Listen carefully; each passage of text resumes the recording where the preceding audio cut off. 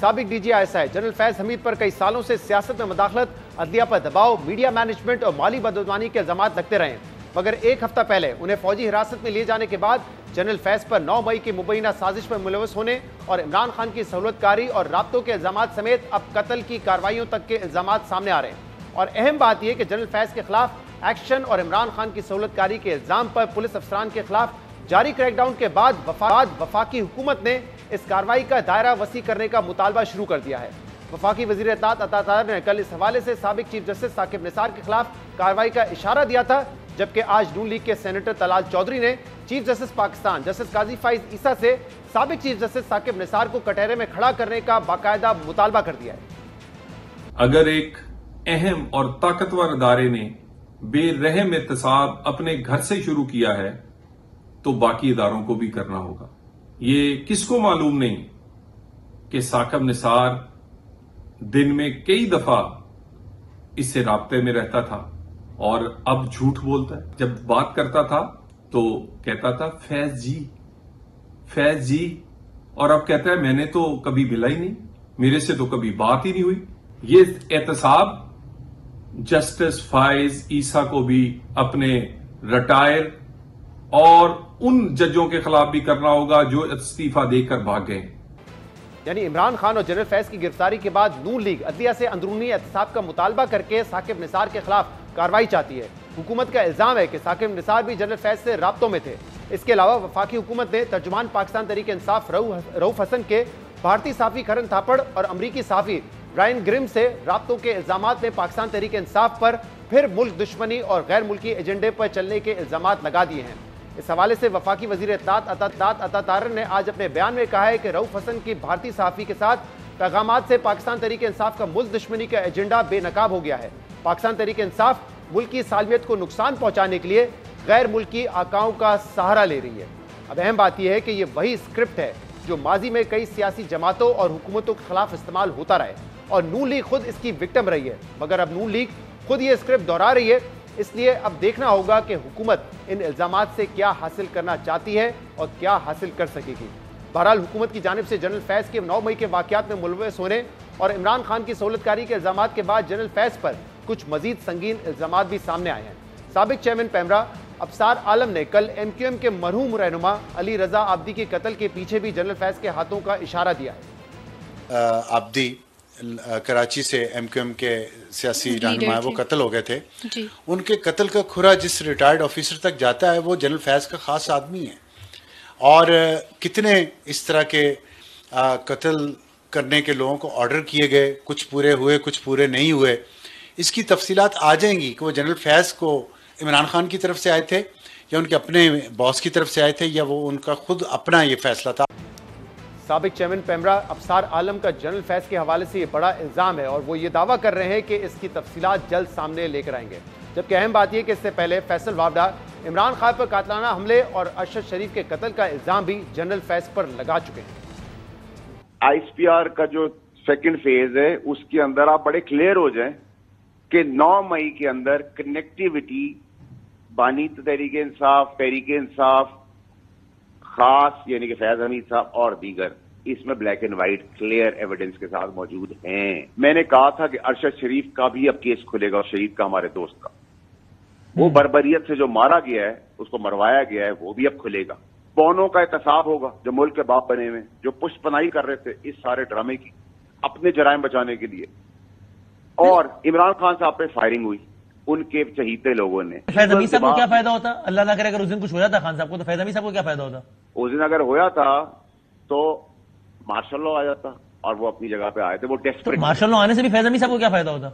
Martial law आने से वो नंबर 2 पोजीशन पे थे भाई, वो चहीते थे अच्छा अपने इदारे के बॉस के, ठीक है, तो उनको तो फायदा होना ही था। यानी जनरल फैज पर सियासत में मुदाखलत, अदलिया पर दबाव, हुकूमत के खिलाफ साजिश के इल्जाम के बाद कत्ल की कार्रवाइयों के इल्जाम भी लग रहे हैं। मगर यह बात भी अहम है कि इल्जाम तो लग रहे हैं मगर अभी तक इन इल्जाम को लेकर कोई सबूत सामने नहीं आए हैं।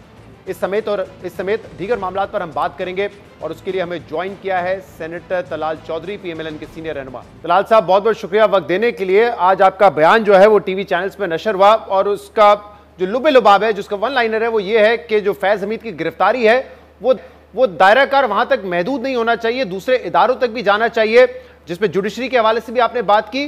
तो क्या ये अपने ख्वाहिश का इजहार किया है या हुकूमत जो है इसका दायराकार बढ़ाएगी और जुडिशरी तक लेके जाएगी? बिस्मिल्लाह रहमान रहीम। देखिए, फिलहाल इसको उनका अपना अदारा हैंडल कर रहा है और उसकी एक प्रेस रिलीज आई है और उसके बाद दूसरी प्रेस रिलीज आई जिसमें कुछ और ऑफिसर्स को भी तहवील में लिया गया है।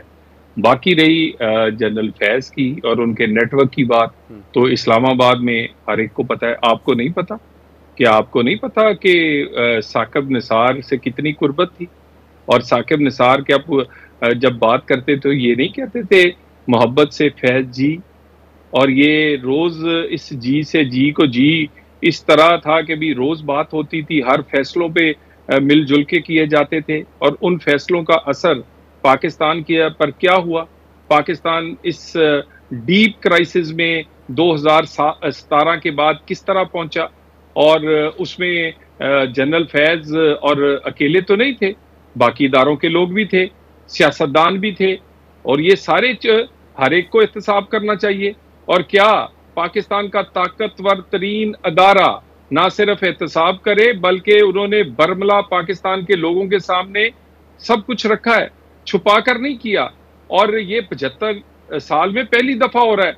नहीं तो उनके ऑफिसर्स का जब कहीं इस तरह की कोई बात आती थी तो पूरा अदारा सामने आ जाता था, हुकूमत के सामने आ जाता था, अदालत के सामने आ जाता था। अब उन्होंने खुद शुरू किया है, तो क्यों ना, क्या अदलिया में ये एहतसाब नहीं जरूरी? यानी आप जिसका दिल करे जब उसे पता चले कुछ होने वाला है, कोई जमीन गर्म हुई है, इस्तीफा दे, घर जाए, वही प्रॉपर्टी, वही सारा कुछ, वही पर्क्स एंड प्रिविलेजेस एंजॉय करे जो किसी ईमानदार जज को करनी चाहिए।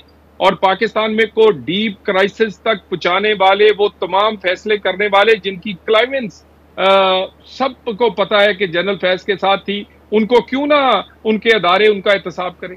अच्छा, ये कैसे होगा इस पर मैं वापस आता हूं, लेकिन आपने कहा कि क्या एस्टैब्लिशमेंट की उस वक्त जो इन्वॉल्वमेंट थी, बिल्कुल उस हवाले से इतलात आती रही कि एस्टैब्लिशमेंट की अदलिया में मुदाखलत है, लेकिन जो आप बात कर रहे हैं वो मेरे नॉलेज में नहीं है कि साकिब निसार साहब मोहब्बत से फैज जी कहते थे और बाकायदा उनके राब्ते भी होते रहते थे, क्योंकि इसका तो फिर एविडेंस चाहिए होगा ना। ये किस हद तक मौजूद है?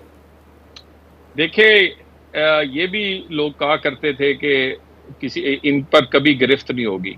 वो गिरफ्त इस वक्त हुई है, और उसके साकिब निसार, इसकी किसको नहीं पता। और ये जो कहते हैं कि जी मैं बैरूने मुल्क चला गया हूं, मैं हर छुट्टियां ही लंदन में गुजारता हूं, ये इतने बड़े लॉर्ड या इतने बड़े आदमी नहीं है। ये यहाँ से इनका जाना जो है वो भी एक सवालिया निशान है। और फैसले, आप एक फैसले की बात करते हैं, ये दर्जनों फैसले ऐसे हैं। मैं उसमें अपने बात कर देता हूं। मेरा जो फैसला था, जो साकिब निसार ने किया, और उससे पहले जो हुई मैसेजिंग हुई, मैंने तो पहले भी कह चुका हूं कि ये सब कुछ जो था ये पूरा एक ऑलरेडी प्लान का हिस्सा था। और ये तो मैं अपने केस की तो बड़ी छोटी बात कर रहा हूं, यानी नवाज शरीफ के केस में जो उनको नाअहल किया गया और निकाला गया वजीर आजम हाउस से, और उसके बाद एक आदमी को बिठाने के लिए उसके लिए पूरी कैंपेन चलाई गई, बल्कि लेकिन बिठाया गया। सवाल ये है कि इसमें साकिब निसार साहब ने जो फैसले दिए, या कोई भी जज होता है वो अच्छे फैसले भी देते हैं, गलत फैसले भी देते हैं, लेकिन उसमें उनको इम्प्लीकेट कैसे करेंगे और कौन करेगा? उनका अपना इदारा करेगा? क्या उसका कोई मैकेनिज्म है कि आपने ये फैसला दिया था और ये फैसला गलत था, ये फैसला इन्फ्लुएंस में था, तो फिर इस पे ये कार्रवाई होनी चाहिए, या ये कार्रवाई हुकूमत करेगी? मतलब उसका मैकेनिज्म क्या है? देखिए, मैंने तो कहा, पहली ख्वाहिश का इजहार किया है कि अदारे खुद करें, और जुडिशरी के पास ये इख्तियार है। वो मामला जिसने जुडिशरी का चेहरा जो है वो उस पर दाग लगाए हैं, और उन लोगों का एहतसाब अगर जुडिशरी खुद नहीं करेगी, अगर खुद नहीं करेंगे, तो वो जुडिशरी के लिए तो मामला वो खराबी का बायस है, वो मुल्क के लिए भी है। यकीनन फिर कोई और करेगा, उसका कोई तरीकाकार और बनाना पड़ेगा। ये नहीं हो सकता कि कोई ताकतवर अदारा अपने ताकतवर तरीन ऑफिसर्स के खिलाफ करे और बाकियों को खुली छुट्टी दे।